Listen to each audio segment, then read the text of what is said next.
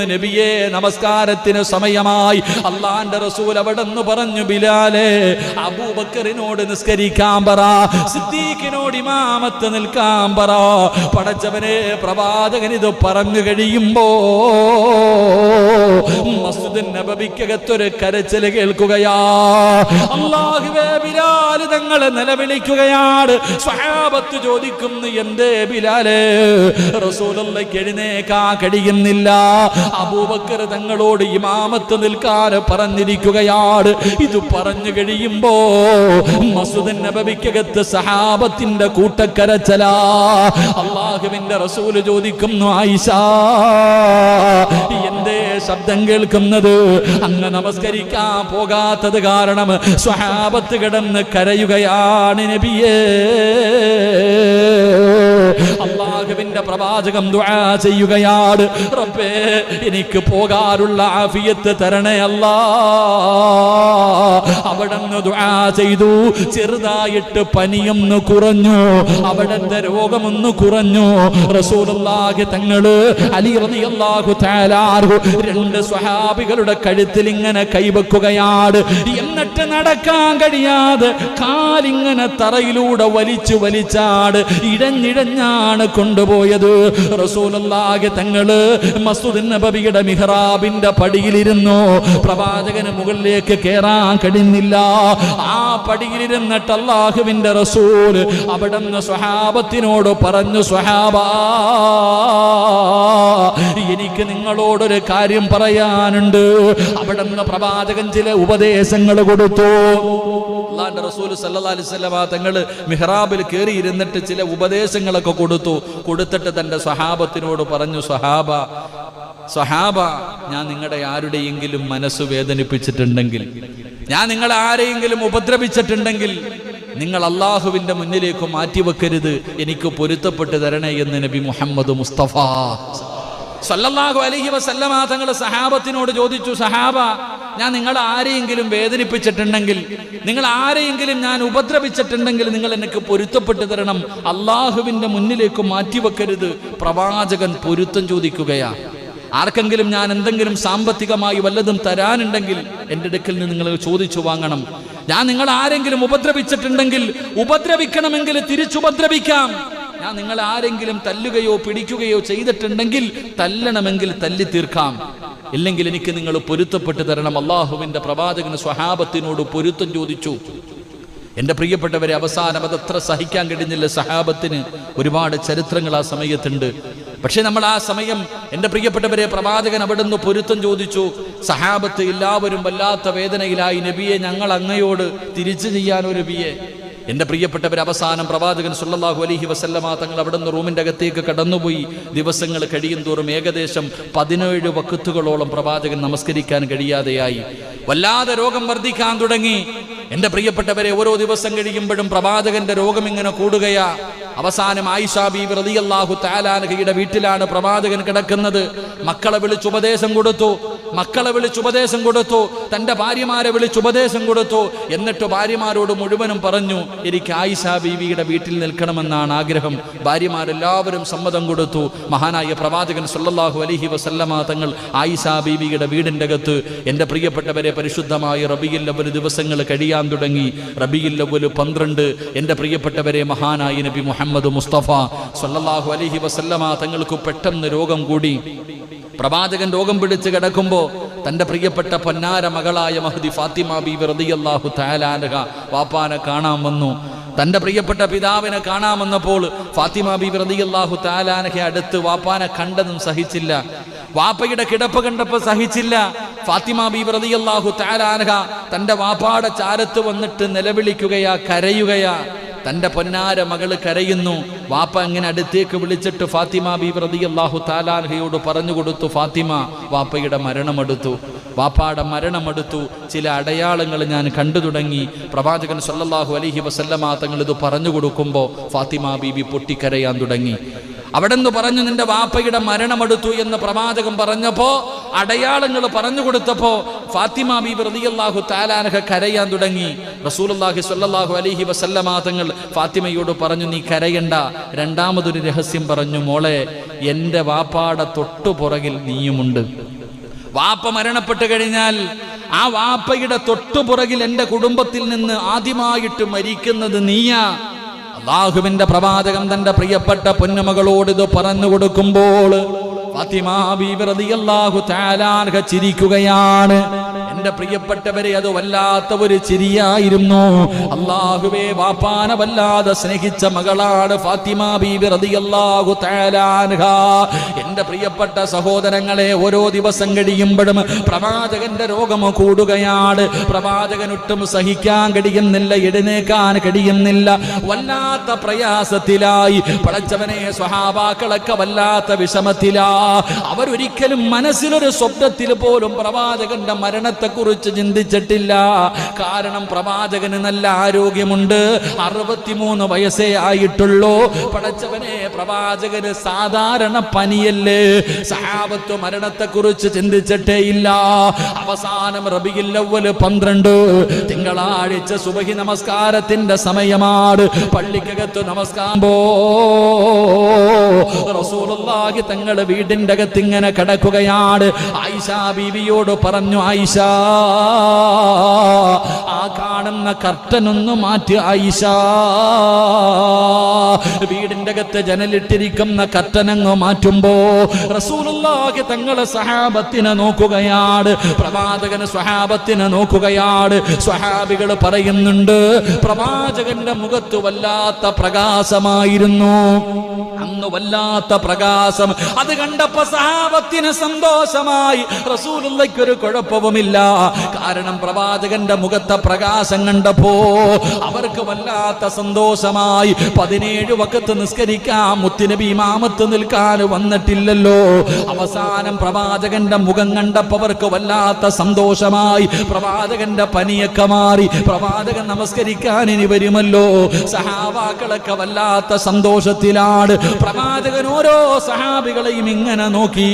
എന്നിട്ട് അവിടുന്ന് പുഞ്ചിരിക്കുകയാണ്. പടച്ചവനെ എന്ന് ആയിഷ ബീവിയോട് പറഞ്ഞു, കർട്ടനങ്ങ് തിരിച്ചു പിടിച്ചിടാൻ. അവിടുന്ന് കർട്ടനങ്ങ് തിരിച്ചിട്ടു. സഹാബത്ത് മുഴുവനും പ്രവാചകന്റെ രോഗമൊക്കെ മാറിയെന്ന് കരുതിയിട്ട് എല്ലാവരും പള്ളിയിൽ നിന്ന് പുറത്തുപോയി. ഒരുപാട് ദിവസങ്ങളായി പള്ളിയിൽ തന്നെയാണ്. സഹാബാക്കളൊക്കെ അവരുടെ വീടുകളിലേക്ക് പോയി. അബൂബക്കർ സിദ്ദീഖ് തങ്ങൾ തന്റെ കുടുംബത്തിലേക്ക് പോയി. എല്ലാവരും പോയി കഴിയുമ്പോ എന്റെ പ്രിയപ്പെട്ടവരെ, ചരിത്രം പറയുകയാണ്, ഒരു 10 മണി 11 മണി ആ സൂര്യന്റെ ചൂട് വരുന്നതിന് സമയമെടുത്തപ്പോ, ളുഹാന്റെ സമയമെത്തിയപ്പോ 10 11 മണിയായി. അള്ളാന്റെ റസൂലിന് പെട്ടെന്നങ്ങ് പനി കൂടുകയാണ്. പ്രവാചകന് പെട്ടെന്നങ്ങ് പനി കൂടി. അല്ലാഹുവേ, ആയിഷ ബീവിയുണ്ട്, ഫാത്തിമ ബീവിയുണ്ട്. രണ്ടുപേരും മുത്തുനബിയുടെ ചാരത്തിരുന്ന് കരയുകയാ. അല്ലാഹുവിന്റെ പ്രവാചകന് പെട്ടെന്ന് അവിടെ നിന്ന് രോഗം കൂടുകയാണ്. റബ്ബേ, റസൂലുള്ളാഹി തങ്ങൾക്ക് അവിടെ നിന്ന് പടച്ചവനെ രോഗം കൂടി. അപ്പോഴാണ് വീടിന്റെ കവാടത്തിൽ ഒരു സലാം കേൾക്കുകയാണ്. അസ്സലാമു അലൈക യാ അഹ്ല ബൈത്തിൻ നുബുവ ഇഫ്തഹിൽ ബാബ്. വീടിന്റെ കവാടത്തിൽ ഒരു സലാം കേൾക്കുകയാണ്. പടച്ചവനെ, ഫാത്തിമ ബീബി റളിയല്ലാഹു തആല അൻഹ അവിടെ നിന്ന് എഴുന്നേറ്റു പറയുകയാ, ആരായാലും തിരിച്ചു പോകുക. എന്റെ വാപ്പയ്ക്ക് സുഖമില്ല. എന്റെ വാപ്പയ്ക്ക് വല്ലാത്ത വേദനയാണ്. എന്റെ വാപ്പ ഉറങ്ങുകയാണ്. നിങ്ങൾ ശല്യം ചെയ്യല്ലേ. നിങ്ങൾ പോയിട്ട് പിന്നെയൊന്ന് വരുവോ? റസൂലുള്ളാഹി തങ്ങളുടെ പൊന്നാര മകൾ അവിടെ നിന്ന് പറയുകയാണ്. കുറച്ചു സമയം കഴിഞ്ഞു. രണ്ടാമതും സലാം കേൾക്കുകയാണ്. രണ്ടാമതും സലാം കേൾക്കുകയാണ്. ഫാത്തിമ ബീവി എപ്പോഴും വിളിച്ചു പറഞ്ഞു, എന്റെ ഉപ്പ സുഖമില്ലാതെ കിടക്കുകയാണ്. രോഗമാണ്, വേദനയാണ്. അതുകൊണ്ട് നിങ്ങൾ പോയിട്ട് പിന്നെയും വരുവോ? കുറെ സമയം കഴിഞ്ഞു. മൂന്നാമതും സലാം പറയുമ്പോ റസൂലുള്ള വിളിക്കുന്നു, മോളെ ഫാത്തിമ, വാതില് തുറക്കുമോളെ, വാതില് തുറക്കുമോളെ. ആരാ വന്നതെന്നറിയുമോ? മഹാനായ മലക്കുൽ മൗത്ത് അസ്റായീൽ. അസ്റായീൽ എന്ന് പറയുന്ന മലക്ക് കടന്നു വരികയാണ്. അസ്സലാമു അലൈക യാ റസൂലല്ലാഹ്. മുത്തുനബിയുടെ ചാരത്ത് വന്ന് സലാം പറയുകയാണ്. മുത്തുനബി ചോദിക്കുന്നു, അസ്റായീലേ, എന്തിനാ വന്നത്? എന്തിനാ വന്നത്? എന്റെ രോഗസന്ദർശനം നടത്താൻ വന്നതാണോ? എന്നെ കാണാൻ വന്നതാണോ? അസ്റായീൽ പറയുന്നു, യാ റസൂലല്ലാഹ്, അല്ലാഹു പറഞ്ഞു വിട്ടതാണ്, അല്ലാഹു പറഞ്ഞു വിട്ടതാണ്. ഒന്നുകിൽ പടച്ചവരെ അവിടുത്തെ റൂഹ് പിടിക്കാൻ എന്നെ പറഞ്ഞു വിട്ടതാണ്. അങ്ങ് അനുവാദം തന്നാൽ അങ്ങയുടെ റൂഹ് പിടിക്കാൻ, ഇല്ലെങ്കിൽ അങ്ങയെ കണ്ടിട്ട് തിരിച്ചു പോകാൻ അല്ലാഹു പറഞ്ഞിരിക്കുകയാ. എന്റെ പ്രിയപ്പെട്ട സഹോദരങ്ങള്, അല്ലാഹുവിന്റെ പ്രവാചകൻ സല്ലല്ലാഹു അലൈഹി വസല്ലമ തങ്ങൾ അവിടെ അനുവാദം കൊടുക്കുകയാണ്. ജിബ്രീലിനെ ഒന്ന് കാണണമെന്ന് തോന്നി, ജിബ്രീലിനെ ഒന്ന് കാണണമെന്ന് തോന്നി. അതാ വരുന്ന മുഖറബുൽ അംലാഖ് മലക്ക് ജിബ്രീൽ അലൈഹിസ്സലാം അവിടെ നിന്ന് കടന്നു വന്നപ്പോ അല്ലാഹുവിന്റെ റസൂൽ ചോദിച്ചു, ജിബ്രീലേ, എന്നെ കാണാൻ വരാത്തത്? യാ റസൂലല്ലാഹ്, അങ്ങയുടെ ഈ കിടത്തം കാണാനുള്ള കഴിവില്ലാത്തത് കൊണ്ടാ. എന്റെ പ്രിയമുള്ളവരെ, അവസാനം അല്ലാഹുവിന്റെ പ്രവാചകൻ അവിടെ അനുവാദം കൊടുത്തു. അസ്റായീൽ എന്ന് പറയുന്ന മലക്കുണ്ടല്ലോ, റസൂലുള്ളാഹി തങ്ങളുടെ കാലിൽ നിന്ന് റൂഹ് പിടിക്കാൻ തുടങ്ങുകയാണ്. അവിടെ നിന്ന് റൂഹ് പിടിക്കാൻ തുടങ്ങുകയാണ്. പ്രവാചകന് കിടന്നു പിടയുകയാ. അല്ലാഹുവിന്റെ റസൂല് കിടന്ന് പിടയുകയാണ്.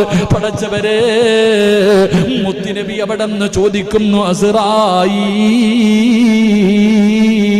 ഒന്ന് പതുക്കെ പിടിക്കുവോ അസ്റായീൽ? വല്ലാതെ വേദനിക്കുന്നു അസ്റായീൽ. ഇത് പറയുന്നത് ആരെന്നറിയോ? ഈ ലോകം തന്നെ സൃഷ്ടിക്കാ കാരണക്കാരനായ ആദരവായ പ്രവാചകൻ നബി മുഹമ്മദ് മുസ്തഫ സ്വല്ലല്ലാഹു അലൈഹി വസല്ലമ തങ്ങളാ പറയുന്നത്. അസ്റായീലേ, വേദനിക്കുന്നു, ഒന്ന് പതുക്കെ പിടിക്കുവോ? മലക്കുൽ മൗത്ത് കരയുന്നു, നബിയേ, ഇതിനെക്കാളും മയമായി റൂഹ് പിടിക്കാൻ, ഇതിനെക്കാളും മയമായി റൂഹ് പിടിക്കാൻ എനിക്കറിയില്ല നബിയേ. പടച്ചവരെ, റൂഹ് പിടിക്കുകയാണ്. റസൂലുള്ള എഴുന്നേക്കുന്നുണ്ട്, തിരിഞ്ഞും മറിഞ്ഞും കിടക്കുന്നുണ്ട്. പ്രവാചകനതാ കടന്നു വല്ലാത്ത പ്രയാസത്തിലാ. പാത്രത്തിന്റെ അകത്ത് കൈയിട്ടിട്ട് വെള്ളം കോരിയിട്ട് പ്രവാചകൻ മുഖത്തെ കൊഴിക്കുകയാണ്. എന്നിട്ട് അല്ലാഹുവിന്റെ റസൂൽ അവിടെന്ന് പറയുന്നുണ്ട്, ആയിഷ, ഇന്നലിൽ മൗതി ലസക്കറാ, മരണത്തിന് വല്ലാത്ത വേദനയാ, മരണത്തിന് വല്ലാത്ത വേദനയാ. അല്ലാഹുവിന്റെ പ്രവാചകൻ അവിടെന്ന് മരണവേദനയെ കുറിച്ച് പറഞ്ഞു കൊടുക്കുകയാ. ഞാനും നിങ്ങളും ചിന്തിക്കുന്നുണ്ടോ? ഒരു ദിവസം ഞാനും നിങ്ങളും മരിക്കേണ്ടവരാണെന്നുള്ള ഓർമ്മയുണ്ടോ? ഈ ദുനിയാവിന്റെ തൊലിക്ക് മുകളിലൂടെ ഞാനും നിങ്ങളും എന്തൊക്കെ പേക്കൂത്തുകൾ കാണിച്ചുകൊണ്ട് നടക്കുന്നവരാണ്. നമസ്കരിക്കാൻ സമയത്തിന് വിളിച്ചാ പോകില്ലല്ലോ, നമസ്കരിക്കാറില്ല, നല്ല കാര്യങ്ങൾ ചെയ്യാറില്ല.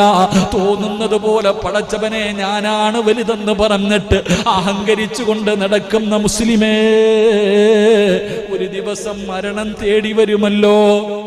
ഒരു ദിവസം എന്തായാലും എന്നെ തേടി അസ്റായീൽ വരുമല്ലോ. എന്ത് ചെയ്യും സഹോദരാ? എന്തേ അതിനെക്കുറിച്ച് ചിന്തിക്കാത്തത്? കുല്ലു നഫ്സിന് ദായിഖത്തുൽ മൗത്ത്, മരണത്തിന് വേദനയുണ്ടെന്ന് പറഞ്ഞത് അല്ലാഹുവാ. അല്ലാഹുവാണ് പറഞ്ഞത് മരണത്തിന് വേദനയുണ്ടെന്ന്. ഈ ലോകം തന്നെ സൃഷ്ടിക്കാൻ കാരണക്കാരനായ സ്വർഗം തുറക്കുന്ന മുത്തുനബിയാ കരയുന്നത്, വെള്ളം കോരി മുഖത്തൊഴിക്കുന്നത്. എന്തിന്റെ പേരില്? മരണവേദന സഹിക്കാൻ കഴിയാതെ, മരണവേദന സഹിക്കാൻ കഴിയാതെ അല്ലാഹുവിന്റെ പ്രവാചകൻ സല്ലല്ലാഹു അലൈഹി വസല്ലമ തങ്ങൾ കിടന്ന് പിടയുകയാണ്. ആയിഷാ ബീവിയുടെ മടിയിൽ കിടന്ന് റസൂലുള്ളാഹി തങ്ങൾ തന്റെ ഭാര്യയുടെ മടിയിലാ കിടന്നത്. എന്തൊരു ഭാഗ്യമെന്നറിയോ, എന്തൊരു ഭാഗ്യമെന്നറിയോ. ആയിഷാ ബീവിക്ക് അല്ലാഹു കൊടുത്ത ഏറ്റവും വലിയ ഒരു സ്ഥാനമല്ലേ. മുത്തുനബി ആയിഷാ ബീവിയുടെ മടിത്തട്ടിൽ കിടക്കുകയാണ്. ആയിഷാ ബീവി തലയെടുത്ത് മടിയിൽ വെച്ചോ, വെള്ളം തുണിയിൽ മുക്കിയിട്ട് മുത്തുനബിയുടെ മുഖം തുടയ്ക്കുകയാണ്. ഫാത്തിമ ബീവി അടുത്തിരുന്ന് ഉപ്പാന്റെ ശരീരം തടകുകയാ. പടച്ച റബ്ബേ, അവസാനം റസൂലുള്ള എഴുന്നേറ്റു. പ്രവാചകന് മിസ്വാക്ക് ചെയ്യണമെന്ന് ആഗ്രഹമുണ്ടായി. ആയിഷാ ബീവി റളിയല്ലാഹു തആല അൻഹ മിസ്വാക്ക് എടുത്തിട്ട് പ്രവാചകന്റെ കയ്യിൽ വെച്ച് കൊടുക്കുമ്പോ മുത്തുനബിയുടെ കൈ അനങ്ങുന്നില്ല. റസൂലുള്ളാഹി തങ്ങളുടെ കൈ ചലിക്കുന്നില്ല. റസൂലുള്ളാഹിയോട് ആയിഷാ ബീവി ചോദിച്ചു, നബിയേ ഞാൻ തേച്ചു തരട്ടെ? നബിയേ അങ്ങയുടെ പല്ല് ഞാൻ പേച്ചു തരട്ടെ? സ്വന്തം വായിക്കകത്ത് വെച്ച് ചവച്ചരച്ചിട്ട് അള്ളാഹുവിന്റെ റസൂൽ ആയിഷാ ബീവിയുടെ കഴുത്തിന്റെ താഴെ ആ നെഞ്ചത്തിങ്ങനെ ചാരിയിരിക്കുമ്പോ കുഞ്ഞുങ്ങളുടെ പല്ല് തേച്ചു കൊടുക്കുന്നത് പോലെ ആയിഷാ ബീവി റളിയല്ലാഹു തആല അൻഹ അള്ളാഹുവിന്റെ പ്രവാചകന്റെ പല്ല് തേച്ചു കൊടുക്കുകയാ. മുത്തുനബിയുടെ പല്ല് തേച്ചു കൊടുക്കുകയാ. റബ്ബേ, അവസാനം അല്ലാഹുവിന്റെ പ്രവാചകൻ സ്വല്ലല്ലാഹു അലൈഹി വസല്ലമ തങ്ങൾ ആയിഷാ ബീവിയുടെ നെഞ്ചത്തിങ്ങനെ ചാരിക്കിടക്കുമ്പോ മലക്കുൽ മൗത്ത് അസ്റായീൽ അലൈഹിസ്സലാം അവിടുത്തെ റൂഹുമായിട്ടങ്ങ് പറന്നു പോവുകയാ. അല്ലാഹുവേ, ആ വിളക്കണഞ്ഞു പോയല്ലോ, ആ വിളക്കണഞ്ഞു പോയല്ലോ. ആണുങ്ങൾ ആരുമില്ല, ആയിഷാ ബീവിയും ഫാത്തിമ ബീവിയും മാത്രമാണ് വീടിന്റെ അകത്തുള്ളത്. റബ്ബേ, അല്ലാഹുവിന്റെ പ്രവാചകൻ ഈ ലോകത്തോട് യാത്ര പറഞ്ഞു. ആയിഷാ ബീവി പറയുന്നുണ്ട്, ആരാ മയ്യത്തെടുത്ത് കിടത്തിയതെന്ന് ഞങ്ങൾക്കറിയില്ല. അല്ലാഹുവിന്റെ പ്രവാചകൻ സ്വല്ലല്ലാഹു അലൈഹി വസല്ലമ തങ്ങൾ ആയിഷാ ബീവിയുടെ നെഞ്ചത്തിങ്ങനെ വഫാത്തായി കിടക്കുമ്പോ ആരാണ് മയ്യത്തെടുത്ത് കിടത്തിയതെന്നറിയില്ല. പടച്ചവനെ, ആയിഷാ ബീവിക്ക് ബോധം വന്നു നോക്കുമ്പോ റസൂലുള്ളാഹിനെ കുളിപ്പിച്ച് കിടത്തിയിരിക്കുകയാ. റസൂലുള്ളാഹി തങ്ങളെ കുളിപ്പിച്ച് കിടത്തിയിരിക്കുകയാ. ആരാ കുളിപ്പിച്ചത്? എന്റെ പ്രിയപ്പെട്ടവരെ, ജിബ്രീൽ അലൈഹിസ്സലാം, മീകായിൽ അലൈഹിസ്സലാം. ഈ രണ്ട് മലക്കുകൾ മുത്തുനബിയുടെ ശരീരം എടുത്തു കൊണ്ടുവന്ന് നേരെ കിടത്തുകയാണ്. ഫാത്തിമ ബീവി പറയുന്നു, ഞാനല്ല കിടത്തിയത്. ആയിഷാ ബീവി പറയുന്നു, എനിക്കറിയില്ല. മലക്കുകൾ എടുത്തു കൊണ്ടുവന്ന് കിടത്തുകയാണ്. സുബ്ഹാനല്ലാഹ്, മുത്തുനബിയുടെ വീടിന്റെ അകത്തിരുന്നൊരു നിലവിളിയാട്. റസൂലുള്ളാഹി തങ്ങളുടെ വീടിന്റെ അകത്ത് നിന്ന് നിലവിളി കേൾക്കുമ്പോ മദീന തേങ്ങുകയാണ്. കേട്ടവർ കരയുകയാണ്. അല്ലാഹുവിന്റെ പ്രവാചകന് വഫാത്ത എന്ന വാർത്തയുണ്ടല്ലോ, കാട്ടുതീ പോലെ പടരുമ്പോ അല്ലാഹുവേ, മഹാനായ സയ്യിദുനാ ഉസ്മാൻ ഇബ്നു അഫ്ഫാൻ റളിയല്ലാഹു തആല അൻഹു പിടഞ്ഞു വീണുപോയി. അല്ലാഹുവിന്റെ റസൂൽ വഫാത്ത എന്ന് പറയുമ്പോ ഉസ്മാൻ തങ്ങൾ പിടഞ്ഞു വീഴുകയാ. അലിയാര് തങ്ങൾ നാവ് പൊങ്ങുന്നില്ല, അലിയാര് തങ്ങളുടെ നാവ് പൊങ്ങുന്നില്ല. മസ്ജിദുൻ നബവിയിൽ പലരും തളർന്നു വീണുപോയി. റസൂലുള്ളാഹി വഫാത്ത എന്ന് പറയുമ്പോ പടച്ചവനെ, എല്ലാവരും താങ്ങാൻ കഴിയാത്ത വേദനയാണ്. പലരുടെയും നാവ് പൊങ്ങുന്നില്ല. റസൂലുള്ളാഹി വഫാത്ത എന്ന് പറയുമ്പോ പടച്ചവനെ, എല്ലാവരും താങ്ങാൻ കഴിയാത്ത വേദനയാണ്. പലരുടെയും നാവ് പൊങ്ങുന്നില്ല, പലരും സംസാരിക്കുന്നില്ല. പടച്ചവനെ, മസ്ജിദുൻ നബവിയിലേക്ക് എല്ലാവരും ഓടുകയാണ്. മുത്തുനബിയുടെ വീട്ടിലേക്ക് ഓടുകയാണ്. ആരോ പറഞ്ഞു, അല്ലാഹുവിന്റെ റസൂൽ വഫാത്ത എന്ന്. മഹാനായ സയ്യിദുനാ ഉമർ ഇബ്നുൽ ഖത്താബ് റളിയല്ലാഹു തആല അൻഹു. എൻ്റെ പ്രിയപ്പെട്ടവരെ, ചരിത്രം പറയുകയാണ്. മഹാനായ ഉസ്മാൻ തങ്ങൾ രണ്ട് സ്വഹാബികളുടെ തോളിൽ ഇങ്ങനെ പിടിച്ചിട്ട് കാലിഴച്ചുകൊണ്ടാണ് മുത്തുനബിയുടെ വീട്ടിലേക്ക് വരുന്നത്. അലിയാർ തങ്ങൾ മിണ്ടുന്നില്ല. മിണ്ടുന്നില്ല. സ്വഹാബത്ത് മുഴുവനും കരച്ചലാണ്. ഒരു മനുഷ്യനും പരസ്പരം സംസാരിക്കുന്നില്ല. ആ സമയത്താണ് ഉമർ വരുന്നത്. മഹാനായ സയ്യിദുനാ ഉമർ ഇബ്നുൽ ഖത്താബ് റളിയല്ലാഹു തആല അൻഹു ഊരിപ്പിടിച്ച വാളുമായി കടന്നു വരികയാ. ഒരു ഭ്രാന്തനെ പോലെ, ബോധം നഷ്ടപ്പെട്ടു പോയ മനുഷ്യനെ പോലെ വാള് കൊണ്ടുവന്ന് മുത്തുനബിയുടെ വീടിന്റെ മുന്നിൽ വന്നിട്ട് അവിടെ നിന്ന് പറയുകയാ, റസൂലുള്ള ഉറങ്ങുകയാ, റസൂലുള്ള ഉറങ്ങുകയാ. മൂസാ നബി 40 ദിവസം അല്ലാഹനെ കാണാൻ പോയതുപോലെ എന്റെ മുത്തുനബി പോയിട്ട് തിരിച്ചു വരും. ആരെങ്കിലും അല്ലാഹന്റെ റസൂല് വഫാത്താ എന്ന് പറഞ്ഞാ അവന്റെ തലകിടക്കുമെന്ന് വാള് കയ്യിൽ പിടിച്ചുകൊണ്ട് പടച്ചവരെ അങ്ങോട്ടും ഇങ്ങോട്ടും നടക്കുകയാണ്. അബൂബക്കർ തങ്ങളില്ലായിരുന്നു. തന്റെ അകന്ന തടർച്ചവനെ തന്റെ വീട്ടിൽ പോയിരുന്നു. അകന്നൊരൽത്ത സ്ഥലത്തൊരു ഭാര്യ ഉണ്ടായിരുന്നു. അവിടെയാണ് മഹാനായ അബൂബക്കർ സിദ്ദീഖ് തങ്ങൾ പോയത്. അവസാനം അവിടെ നിന്ന് മരണവാർത്ത അറിഞ്ഞപ്പോ അബൂബക്കർ സിദ്ദീഖ് റളിയല്ലാഹു തആല അൻഹു കടന്നു വരികയാ. പടച്ചവരെ, അവിടെ നിന്ന് മുത്തുനബിയുടെ വീടിന്റെ മുന്നിലെത്തി. അബൂബക്കർ സിദ്ദീഖ് റളിയല്ലാഹു തആല അൻഹു തന്റെ ഒട്ടകത്തിന്റെ മുകളിൽ നിന്ന്, തന്റെ കുതിരയുടെ മുകളിൽ നിന്ന് ചാടിയിറങ്ങിയിട്ട് മുത്തുനബിയുടെ വീടിന്റെ അകത്തേക്ക് കടന്നുപോയി. പുതച്ചു കിടത്തിയിരിക്കുകയാ. അല്ലാഹുവിന്റെ പ്രവാചകനെ പുതച്ചു കിടത്തിയിരിക്കുകയാ. അബൂബക്കർ സിദ്ദീഖ് റളിയല്ലാഹു തആല അൻഹു മുത്തുനബിയുടെ മുഖത്തിട്ടിരുന്ന തുണിയങ്ങ് മാറ്റുമ്പോ, നബിയുടെ മുഖത്തിട്ടിരുന്ന ആ തുണി എങ്ങ് മാറ്റുമ്പോ സുബ്ഹാനല്ലാഹ് മുട്ടുകുത്തി അങ്ങ് താഴെ വീഴുകയാ. റസൂലുള്ളാഹി സ്വല്ലല്ലാഹു അലൈഹി വസല്ലമ തങ്ങളുടെ ആ മുഖം കണ്ടപ്പോ അവിടെ നിന്ന് മുട്ടുകുത്തിയിട്ട് നിലവിളിച്ചങ്ങ് താഴെ വീഴുകയാണ്. എന്നിട്ട് റബ്ബേ,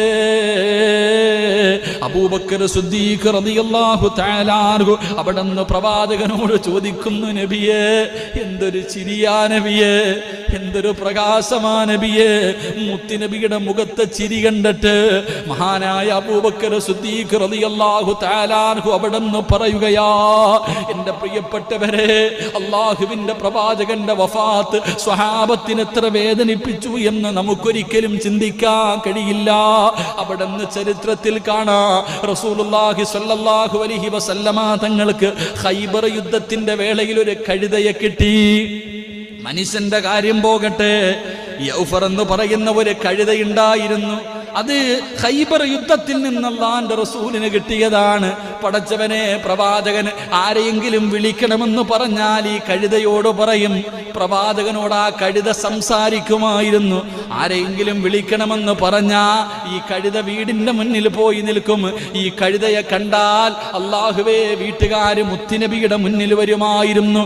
എന്റെ പ്രിയപ്പെട്ട സഹോദരങ്ങളെ, ചരിത്രം പറയുകയാ, റസൂലുള്ളാഹി തങ്ങൾ വഫാത്തായപ്പോ, മുത്തുനബിയുടെ മരണവാർത്ത അറിഞ്ഞപ്പോ ഈ കഴുത സഹിക്കാൻ കഴിയാതെ മുത്തുനബിയുടെ വഫാത്ത് കേട്ടപ്പോ അവിടെ നിന്ന് കിണറ്റിലേക്ക് വീണു മരിച്ചുപോയി. എന്റെ പ്രിയപ്പെട്ടവരെ, ചരിത്രം പറയുകയാ, അതുപോലെ പ്രവാചകന് ഒരു ഒട്ടകമുണ്ടായിരുന്നു. ഖൽബ എന്ന് പറയുന്ന ഒരു ഒട്ടകമുണ്ടായിരുന്നു. പടച്ചവനെ, മുത്തുനബി വഫാത്തായെന്ന് കേട്ടപ്പോ പിന്നെ ഭക്ഷണം കഴിക്കാതെ വെള്ളം കുടിക്കാതെ അവിടെ നിന്ന് പട്ടിണി കിടന്ന് മരിച്ചുപോയെന്ന് ചരിത്രം പറയുകയാ. മൃഗങ്ങളുടെ അവസ്ഥ ഇങ്ങനെയാണ്. പടച്ചവനെ, സ്വഹാബത്ത് മുഴുവനും കരഞ്ഞു വിളിച്ചുകൊണ്ട് പ്രയാസത്തിന്റെ നടുവിലിരിക്കുകയാണ്. ഉമർ തങ്ങൾ വാള് പിടിച്ചുകൊണ്ട് നടക്കുകയാണ്. എന്ത് ചെയ്യണമെന്നൊരു മനുഷ്യനും അറിയില്ല. മഹാനായ സയ്യിദുനാ അബൂബക്കർ സിദ്ദീഖ് റളിയല്ലാഹു തആല അൻഹു മുത്തുനബിയുടെ മുന്നിൽ നിന്ന് എഴുന്നേറ്റു. നേരെ മസ്ജിദുൻ നബവിയുടെ മിഹ്റാബിലേക്ക് കയറി. അല്ലാഹുവേ, പള്ളിക്കകത്ത് ചെന്ന് മിഹ്റാബിന്റെ മുകളിൽ കയറി. സ്വഹാബത്ത് മുഴുവനും പള്ളിയുടെ 4 ഭാഗത്തും തളർന്നു കിടക്കുകയാണ്. ഉമർ ഇബ്നുൽ ഖത്താബ് റളിയല്ലാഹു തആല അൻഹു ഈ ഇടത് കൈ ഇങ്ങനെ പുറകിൽ കെട്ടിയിട്ട് വാളും കയ്യിൽ പിടിച്ചുകൊണ്ട് അങ്ങോട്ടും ഇങ്ങോട്ടും നടക്കുകയാണ്. അബൂബക്കർ സിദ്ദീഖ് റളിയല്ലാഹു തആല അൻഹു അവിടെ നിന്ന് പറഞ്ഞു, ഇജ്ലിസു യാ ഉമർ, ഉമറേ ഇരിക്കുമറേ, ഉമറേ ഇരിക്കുമറേ. പക്ഷേ അബൂബക്കർ സിദ്ദീഖ് തങ്ങൾ പറയുമ്പോ ഉമർ തങ്ങൾ കേൾക്കുന്നില്ല. രണ്ടാമതും പറഞ്ഞു, ഉമറേ ഇരിക്കും ഉമറേ. എന്നിട്ടും കേൾക്കാതെ വന്നപ്പോ മൂന്നാമത് അവിടെന്ന് പറഞ്ഞു, ശക്തിയോടെ പറഞ്ഞു, ഇരിക്കുമറേ. ഉമർ ഇബ്നുൽ ഖത്താബ് തങ്ങൾ അവിടെ ഇരിക്കുമ്പോ അബൂബക്കർ സിദ്ദീഖ് റളിയല്ലാഹു തആല അൻഹു പരിശുദ്ധമായ ഖുർആനിൽ 2 ആയത്താണ് ഓതിയത്. പള്ളിയുടെ മിഹ്റാബിൽ കയറി നിന്നു. എന്നിട്ട് അബൂബക്കർ സിദ്ദീഖ് തങ്ങള് ഹംദും സ്വലാത്തും പറഞ്ഞു. എന്നിട്ട് അവിടെന്ന് പറയുകയാണ്, മൻ കാന യഅബ്ദു മുഹമ്മദൻ ഫല്യഅലം ഇന്ന മുഹമ്മദൻ ഖദ് മാത്.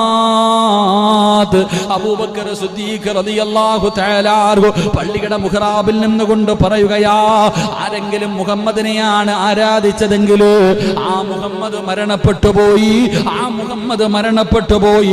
വമൻ കാന യഅബ്ദുല്ലാഹ് വമൻ കാന യഅബ്ദുല്ലാഹ് ഇന്നല്ലാഹ ഹയ്യുൻ ലാ യമൂത്ത്. ആരെങ്കിലും അല്ലാഹുവിനെയാണോ ആരാധിച്ചത്, അല്ലാഹുവിന് വേണ്ടിയാണോ ഇബാദത്ത് ചെയ്തത്, ആ അല്ലാഹു ജീവിച്ചിരിപ്പുണ്ട്, അല്ലാഹു മരിക്കാത്തവനാണ്. അബൂബക്കർ സിദ്ദീഖ് റളിയല്ലാഹു തആല അൻഹു ഇത് പറഞ്ഞിട്ട് പള്ളിയുടെ മിഹ്റാബിൽ നിന്നുകൊണ്ട് പരിശുദ്ധമായ ഖുർആനിലെ സൂറത്തുൽ ആൽ ഇംറാൻ അതിലെ ഒരായത്തങ്ങ് ഓതുകയാണ്. വമാ മുഹമ്മദുൻ ഇല്ലാ റസൂൽ ഖദ് ഖലത് മിൻ ഖബ്ലിഹി റുസുൽ അഫ ഇമ്മാത ഔ ഖുതിലന ഖലബതും അലാ അഖാബികും.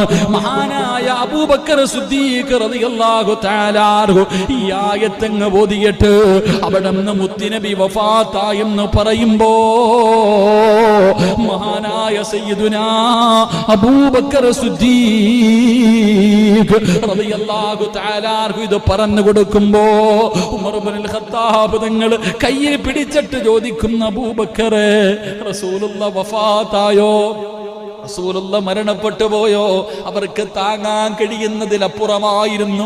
പടച്ചവനെ, ചരിത്രം പറയുകയാണ്, പടച്ചവനെ കയ്യില് കത്തിയും പിടിച്ചുകൊണ്ടിരുന്ന ഒരു മനുഷ്യനോടാണ് മുത്തുനബി വഫാത്ത എന്ന് പറഞ്ഞപ്പോ 2 കണ്ണുമങ്ങ് ചൂടുന്നെടുത്തു.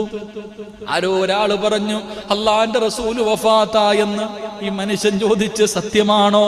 രണ്ടാമതും ചോദിച്ചു, മുത്തുനബി വഫാത്തായോ?